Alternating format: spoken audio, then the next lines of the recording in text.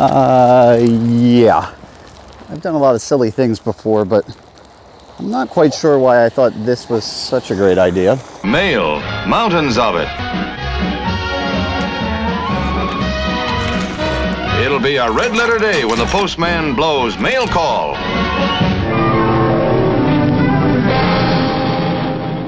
You see, I said to myself, I want to do an episode of Mail Call today, which I am, but I also said I'm tired of being in the house, so I'd rather film outside. But we're getting some decent snow here on the Mid-Atlantic here. Good old March. What do they say? In like a lion, out like a lamb, we'll see. But yeah, the whole point of Mail Call is to read viewer comments on my cell phone from YouTube, as well as open packages and letters, which are often, well, made of paper. And it's coming down pretty good. So this is kind of not super smart. I don't know if I thought this through too well.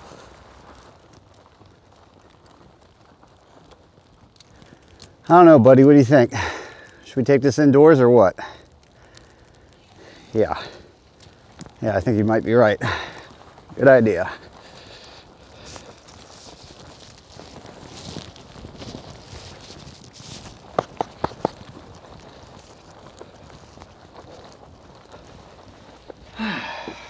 All right. Thankfully, had all of my stuff in this here trash bag within my backpack, which is totally soaked, but my mail should be safe and dry.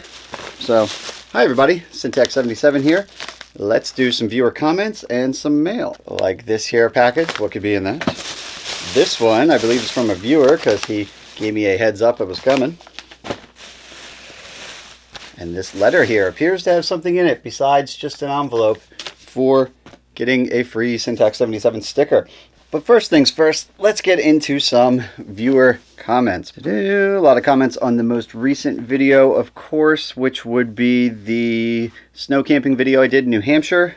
Winter hammock camping in a snowstorm.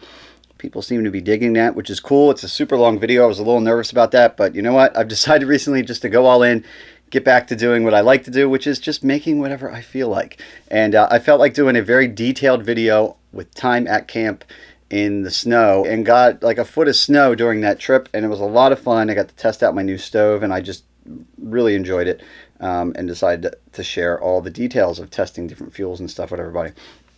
So I'm glad that people are enjoying that. And this is from Cave Rat. He says, "Hello, Syntax77. I'm digging your gravitation towards military surplus gear and would be interested to hear you talk about that, maybe on your next mail call." Well, here we are. More specifically, what attracts you to it, pros, cons, etc. I have integrated a few surplus pieces into my loadout and am very impressed with their cold weather gear.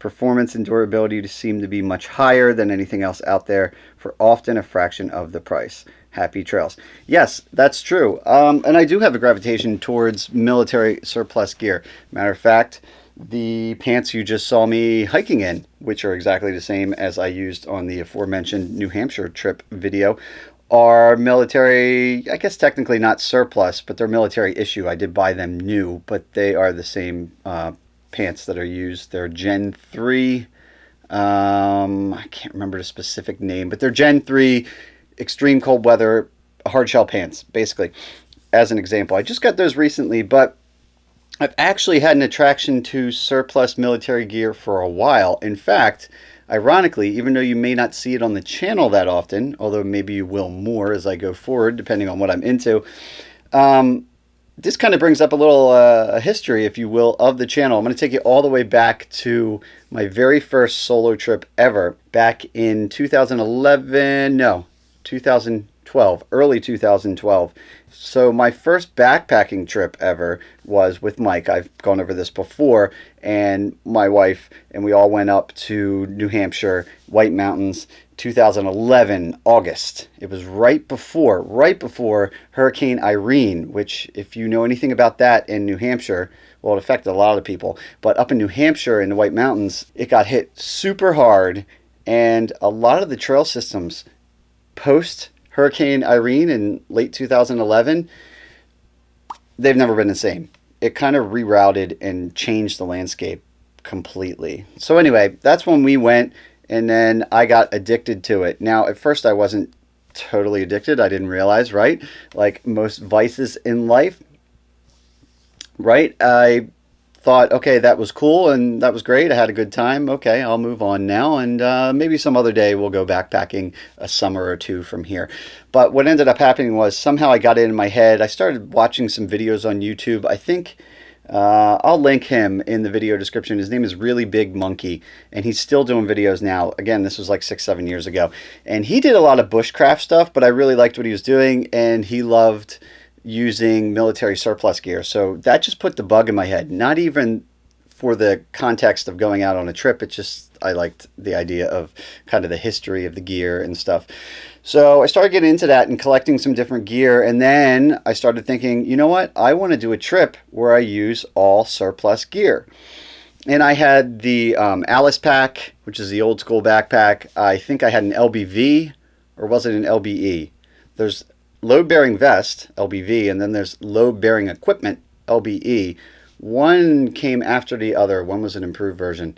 Anyway, somebody I'm sure will chime in the comment section. But anyway, that was like a type of vest that obviously in wartime you would carry more essential stuff for fighting and stuff. But for backpacking, it's kind of cool for carrying stuff as well. So I had that.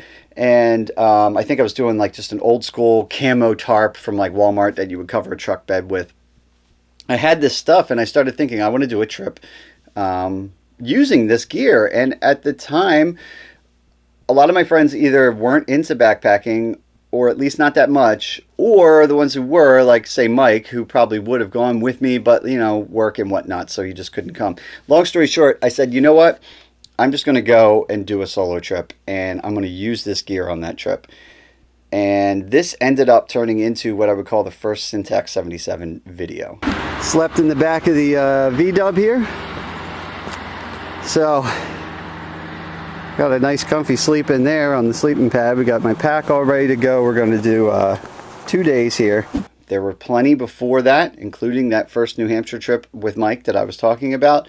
But hard to explain, but they weren't in that same format. When I did this trip, something clicked, and for whatever reason, it's been the format I've used ever since. Hard to describe. I think I'm going to slowly say goodbye to these mountains. Find myself a cheeseburger.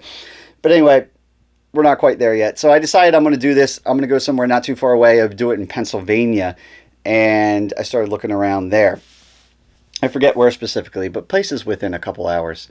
At some point, for some reason, I guess I was having flashbacks of New Hampshire and all the fun I had up there on our August trip. I decided, you know what? Oh, and it's April, by the way. I want to point that out. Those of you in the know about New Hampshire will probably understand why that's important, but I didn't quite realize it at the time back then. These are certainly not snowshoes, but they're the best. I got major post hole back there, like up to my knee. Glad I got extra socks. I said, it's April, I want to go on a trip. You know what? I'm going back to New Hampshire. I'm going to do a solo trip. I'm going to film it. I know I had it in my head to do this Pennsylvania trip with surplus military gear, but I just got the bug for New Hampshire. However, once I started honing in on that, I was a little more serious. I was driving about 9 hours by myself, or at least that was the plan. And also, the terrain's a little harsher, and the risks were a little more. I started worrying more about just pulling off the actual backpacking experience successfully, and decided to kind of backburner the military surplus gear aspect. And so I didn't. I just went back to using the same gear that I took on that first trip that I was comfortable with, because I was kind of personally felt like I was pushing the envelope a little bit. I mean, it was only my second, actually, I think it may have been my third backpacking trip, because Mike and I did that trip in Pennsylvania in Port Clinton before. But anyway, I was very new to backpacking, and then suddenly I was going to do this solo trip. So I said, I'll play it safe and just go with regular backpacking gear. Well, I did that trip. Like I said, it ended up being kind of my first Syntax 77 style video. For some reason, people watched it and a lot of other videos that I ended up making, and here I am today. And I still have that love for surplus military gear, but yeah, you don't see it as much. But it's always kind of been in my repertoire or equipment basket, if you will. The fleece that I showed on that last video, I've been loving for a while. Haven't really pointed it out too much until recently. But maybe I should plan a little redemption. And I don't know, tell me what you guys think. If you'd be interested in seeing me go out and just do an all kind of surplus gear backpacking video, that might be fun. I'll probably need to pick up some more gear, especially like sleep systems, if I want to keep it truly authentic. But you know I won't totally execute it properly, so we'll probably just be trolling a bunch of bushcrafters, which could be fun too.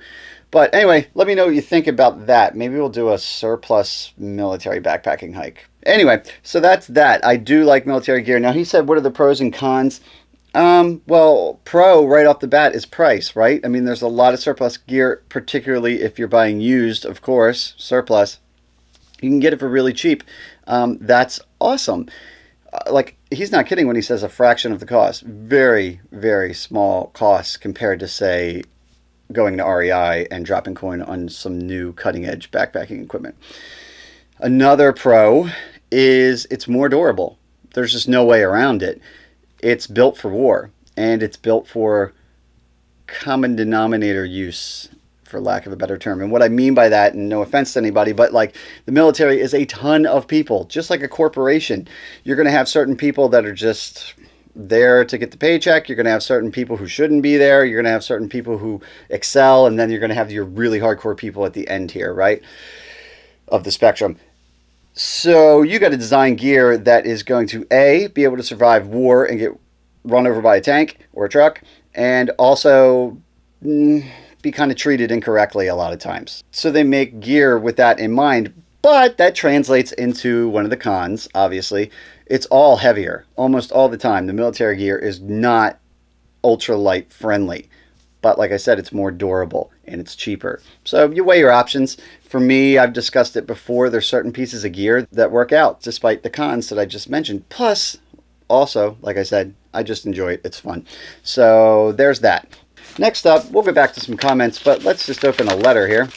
And this one was a sticker request, but it's also got a legit thank you card in there. This is from Dan, and he says, I just wanted to say thank you for doing your thing. I've been watching your videos now for about 6 years. Wow, that's awesome, dude. You've been in it just about the entire time. Watching your videos for about 6 years now and still use your videos as a reference for buying gear. You and your crew have had a big impact on my outdoor experience, and I am super grateful. I hope you're doing well. I am doing well, Dan. Thank you. I appreciate that. I'm glad that you and hopefully others have gotten something out of this channel over the years as it grows and evolves. I mentioned it actually on my recent Facebook Live thing that I did with Catadine. Every trip I've ever done has been documented on this channel. So if you're interested in seeing somebody grow from completely noob all the way up to now, which is kind of noob, yeah, go ahead and check those old school videos out. I got playlists, etc. Comment or package? You know what? I want to talk about a package real quick. So I got a box, and I said in, I think the last mail call or one before, whatever, I said, if anybody doesn't want me to read their stuff on mail calls, sometimes I just get personal letters. That's fine. Just write on the back of the envelope, no video or something to that effect, and I won't share it. I got this big old box the other day at the post office. It was too big for the post office box. I had to go up front and get it and all this stuff. And it said no video on there. So I'm like, and it said open immediately as well. So I was like, okay, fine, that's cool. Even though it's this giant box. So I opened it up, and it was a ton of really cool gear. And it was from a person who wrote a note, but they are affiliated with, I assume, an entity. And it was a bunch of gear, but it wasn't a company. I often get stuff from companies, but this was, it appeared to be a non-profit foundation or organization. And all the gear in there was not actually made by them. Actually, a lot of it was like by Browning and manufacturers like that, but it had their logo on it for the foundation or whatever you want to call it. So they weren't trying to sell stuff. But he basically said in the letter, which I will respect his wishes and not read on camera, but it said no need to put this in the video. But I just want to give a shout out to that person. It was a ton of really cool gear. Now, like I said, if you ever write a personal letter and you don't want to share it, I won't do that. But I'm getting the vibe that he was basically just saying, this person, no need to share this in the video, because he gave me a bunch of really cool gear that is obviously going to end up in some of these videos. One piece of gear, actually, I'm enticed to do an actual gear review on. It's pretty cool. It's this thing right here. Can you guess what that is? I'm intrigued by it. I think I'm going to have to do a separate video on it. Other than that, it was a bunch of like knives and stuff, and even, I'm going to break a rule and show it, a hatchet that I probably want to take on my upcoming trip. It's nice and thin and light by Browning. But I just want to say thank you to that person. That was super cool and much appreciated. Also, you may notice I'm sporting this fancy new hat. Just decided out of the blue to pick this hat up. Never heard of it before. The funny thing is, I got this hat because it looked cool. And I said, you know what, that's interesting. I should probably look into that. What does that foundation do? And I'm not the fastest person in the world. Sometimes a couple days went by. Next thing you know, just today, I'm driving back from the gym. I got a podcast on, and it's Joe Rogan's podcast with Sturgill Simpson, who I love, a singer-songwriter. And he just recently got a house in Kentucky, I believe, or at least along the Kentucky-Tennessee border. They were talking about elk populations in Kentucky. And they started talking about, I think Rogan brought it up, he said how it was interesting that within, I want to say, the last 30 years or so, the elk population in Kentucky was like non-existent. In the 1800s, apparently, over harvesting occurred and it got wiped out. And now, recently, within the last like handful of years or a dozen years, whatever, the population is actually back again. And he said, shout out to Rocky Mountain Elk Foundation, because apparently they had a big part to do with that. So I looked them up, and sure enough, they did help out with that exact instance in Kentucky, and plus a whole lot of other places in the country. It kind of reminds me a little bit, I'm from Delaware, and we have National Wild Turkey Federation, which of course is all over the place. But in Delaware, turkeys were wiped out here. We're kind of on a peninsula. If you're not familiar, there's the Delmarva Peninsula, which Delaware is mostly on.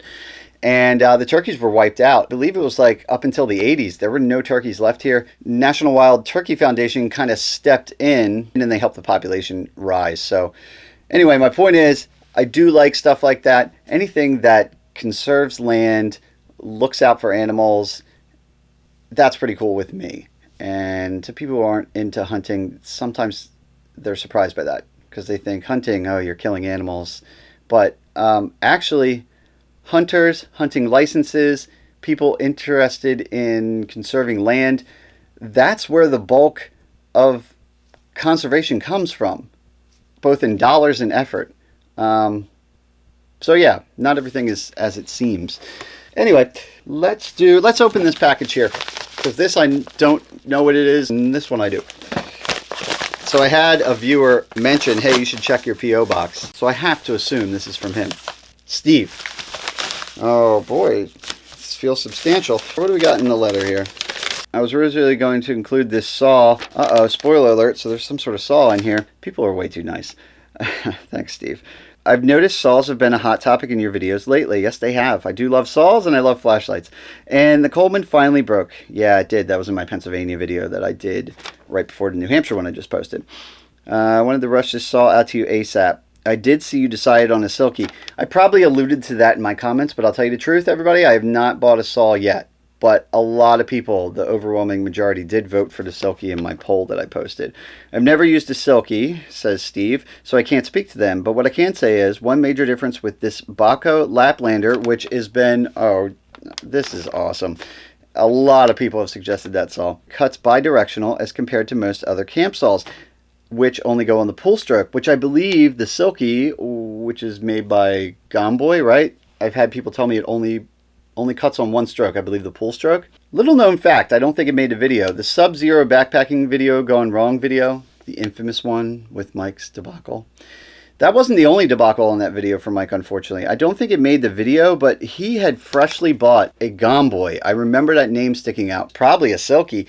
And he was going to town on a really big tree, and I think the force of the tree was kind of coming in on it, and he was doing a lot of force on the push and the pull, in retrospect, and it did break. Now, granted, that was our negative 25 degree Fahrenheit trip, so that probably contributed, but he broke that saw blade. Anyway, I don't think he ever replaced it. So yeah, apparently that is a factor with saws. Another YouTuber that I follow once described this saw as, and I quote, "It goes through wood like a beaver on meth." Right on. which is pretty true. Sorry for such a long-winded note. No problem, dude. You're preaching to the choir. If you have a sticker you could spare, I'd appreciate it. If not, no big deal. I got plenty of stickers. And when I run out, I'll get more. I got stickers for days. Steve, thank you so much. Let's check this thing out. This is really awesome. And like I said, I didn't buy a I didn't buy a saw yet. And here it is. Oh, nice earth tones. Matches my outfit today. It's got a leather strap on it. This thing's legit. It doesn't feel too heavy. 6.5 ounces. 190 grams. 9 inches. Press. Oh my God, it locks. I'm a happy guy. I'm so happy. That blade feels nice. Sharp. All right. I'm just going to have to go on one more winter trip, aren't I? And you know, someone mentioned New Hampshire trips without Mike just aren't quite the same. They're fun, but not quite the same. I don't want to foreshadow too much, but maybe me, Mike, and this saw need to get something done. Stay tuned. Steve, thank you. I'm going to put this to use. Anybody else who has any feedback on saws, please let me know. But I am excited to use this Baco Laplander saw. Nice. All right. There's this here. But you know what? I'm not going to open this right now. I'm going to do a separate video on this. Stay tuned. Just know this little box here. Maybe I'll have a special guest for that video as well. We're both going to open this box together. Interesting. Stay tuned. So that leaves this, which I know what it is. And those of you who don't have the same obsession with lighting that I do are like, come on, dude, enough. And those of you that are flashlight nerds like me, hopefully will be quite happy. Because this here, new headlamp. So I'm going to test this out, most likely on the trip that I think I just decided I'm going to have to take. It's a headlamp. I've done some flashlight videos lately, but I've been going back and forth with Olight, who I've developed kind of a relationship with because I really like their lights. And I said, look, what my viewers tend to seem to like the most is, well, they're backpackers. So they want stuff that's light yet efficient, and most likely headlamps, right? Because you're backpacking, you want your hands free, either because you're night hiking or most likely you're around camp. So this right here is the H16 Wave, and it stood out to me because it's got decent power, which I like, but it also goes very low. I think there's a 5 lumen and a half lumen mode, which I like for around camp. Your eyes adjust. You don't need a ton of light. You're just doing chores. On top of that, it's only 4 ounces, which the ultralight backpacker in me loves. And then it has a wave feature, if you will. I can wave my hand in front of it and it will turn on and off. The obvious application is if you're working and your hands are dirty or messed up or whatever, like especially like a mechanic or something, that's probably convenient. But I'm thinking in the winter, speaking of all this winter camping, you got mittens on or heavy gloves, dexterity isn't there, speed is key, or at least it's convenient when you can just quickly do what you want to in terms of turning a light on and off. So apparently I can just wave my hand in front of this thing and turn it on and off without having to fiddle around through gloves and find a power button. So we're going to test that out. We're going to see how it works. I don't know. Anybody else tried the H16 Wave? It's rechargeable USB style. I have another one by these guys that has that similar battery pack. So I can charge this off of the same big old battery pack that I carry for charging my camera gear. Anybody out there have any headlamps that are favorites for backpacking and camping that are actually weight conscious? I don't think I have it. Yeah, I don't know what I'm doing yet. Go ahead and let me know, but we're going to try this guy out on the next trip and see how it works. The H16 Wave. So more gear to play with. You know I like that. And all right, what else we got? I think we've probably gone long enough, but let me just pick one more random comment and then we'll wrap it up. This one says it's by Edits Unsubbed ... Well, that's 4 dots. It's supposed to be 3 dots, but that's fine. Nothing but stupid gear reviews. Where's all the good old hiking videos? That's fine. I get that sometimes. Although, to be honest, I've been doing gear review tabletop videos for just as long as the backpacking videos. But that's fine. He does bring up a good point though, because he posted this within 7 days or so of me posting my hour and 20-minute long hiking and backpacking and camping trip video in Pennsylvania, Appalachian Mountains, kind of a winter hammock camping video. So it is a good point. There's nowadays on YouTube, there's subscribing, but then there's also the bell. So you can subscribe to a bunch of channels, but you're going to have to physically go into your subscriptions and hunt them down to get new content. If you really want to see new stuff on this channel or any channel you like, what I've learned to do is next to the subscribe button, after you've already been subscribed, you got to hit that bell. And when you hit that bell, you're going to start to get notifications on your phone, etc., that tell you, hey, so-and-so posted a new video. Now, I kind of thought about saying that back to him as a tip, but because of some of the other stuff he said, it seemed like he was just a jerk, so I didn't bother doing that. I figured, why engage? So I just wrote, "Aw, shucks." I thought that would be cute. Then he wrote back, "You got a hater now." So he's right up there with Carol. I have a tendency to rub unintelligent people the wrong way. And believe it or not, there's people out there that actually hang around and watch my videos, at least the first minute of them, specifically to thumb them down.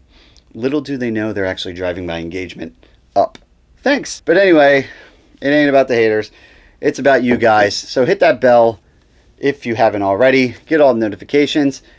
I'm gonna maybe go upstairs and film a video with somebody special to see what's in this box here. That'll be probably the next video out. Till next time, I'm Syntax77, and you have fun out there.